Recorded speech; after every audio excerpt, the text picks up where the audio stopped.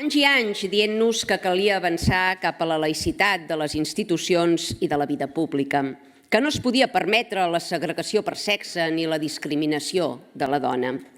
Avui als nostres carrers i a les nostres aules milers de nenes i de dones es tapen els cabells i el coll per no incitar els nens i els homes en una visió absolutament pederàstica, misògena, fonamentalista i arcaica que els governs més feministes i progressistes de la història es neguen a combatre.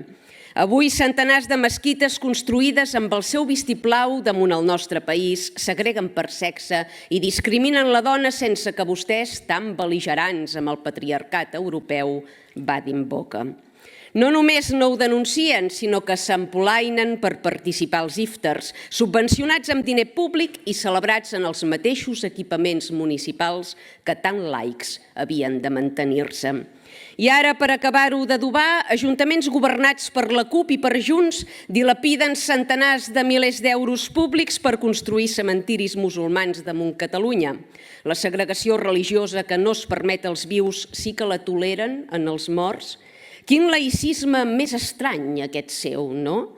Els fan nos a les creus, però els vels islàmics no. Molesta la segregació a les aules d'escola cristiana, però no molesta la segregació dins els centres de culte islàmics. Digui'm, l'islam queda exempt de complir els seus requisits feministes i progressistes? O és que el seu feminisme i el seu progressisme són els mateixos que pregona la doctrina islàmica? Aclarim-ho per saber si hem de començar a córrer.